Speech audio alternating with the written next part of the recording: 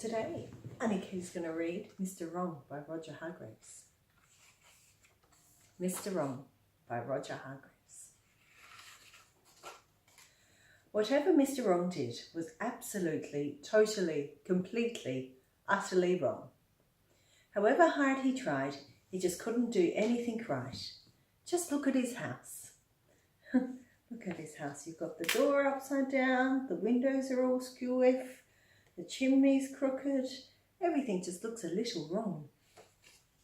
One fine morning, Mr. Wrong woke up. He hadn't slept very well because of the way he'd made his bed the day before. He jumped out of bed, fell over twice, put on his shoes on the wrong feet, went to the bathroom, tripping over the bath mat, squeezed out some toothpaste onto the wrong side of his toothbrush, cleaned his teeth, ouch, and went downstairs. Bump, bump, bump, bump, bump, bump, bump, bump, bump. Poor Mr. Wrong. Not a very good start to the day. In fact, his usual wrong start to the day. Poor Mr. Wrong. Bumping down the stairs. In his kitchen, Mr. Wrong poured some milk onto his cornflakes and missed. He sat in his kitchen that fine morning, eating his dry cornflakes. He sighed. Oh dear, he thought, I do so wish that everything I do wasn't quite so absolutely, totally, completely, utterly wrong. Poor Mr. Wrong. So, after breakfast, he went for a walk in order to think about how he could solve his problem.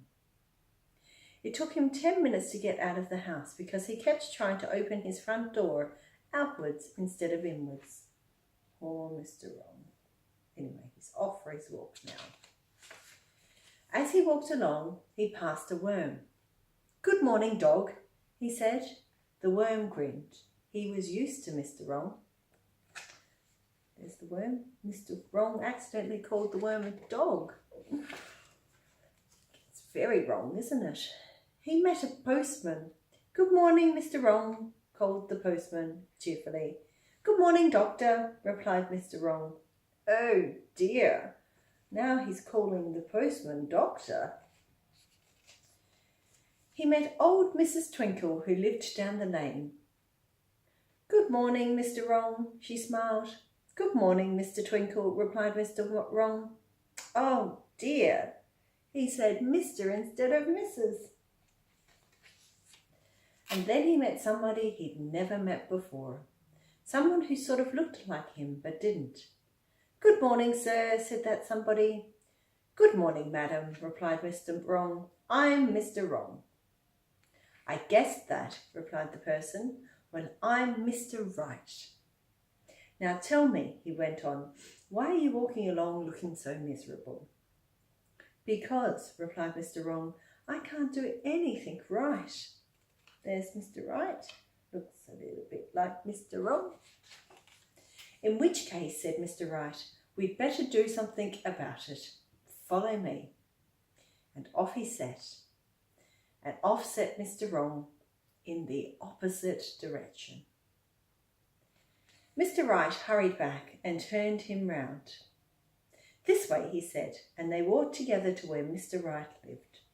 There's Mr. Wrong and there's Mr. Right. It was a house which somehow looked something like Mr. Wrong's house, but different. Can you see the difference? Everything's right about the house, isn't it?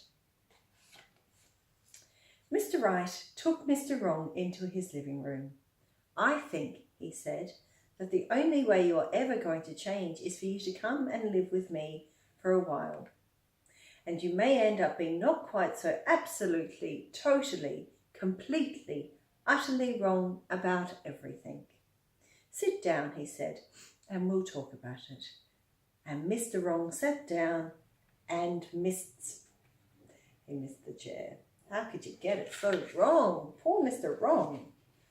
Mr. Wrong stayed with Mr. Right for a month, and during that time he changed. After 1 week he was slightly less wrong than he had been before. There's Mr. Wrong, and I think both now his hands are blue.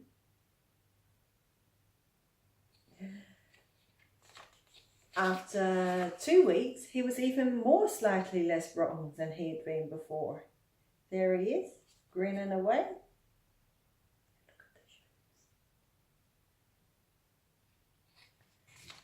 shoulders. And after 4 whole weeks, he was a changed Mr. Man.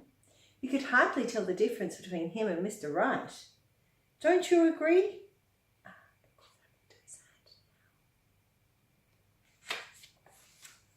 Mr. Right was delighted.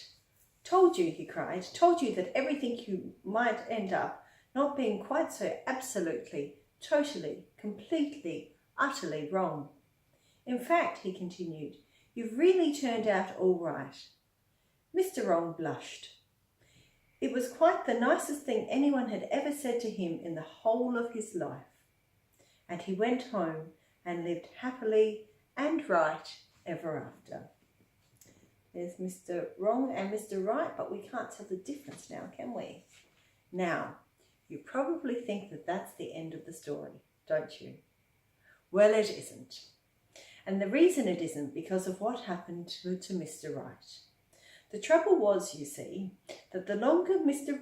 Wrong had stayed with Mr. Right, and the more right Mr. Wrong became, the more wrong Mr. Right had become. Isn't that extraordinary? Oh dear, Mr. Right sighed. My plan didn't quite work out the way I planned it after all.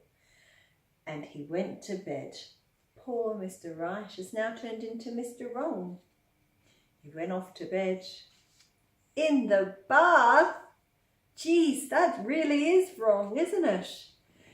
Mr. Wrong by Roger Hargreaves.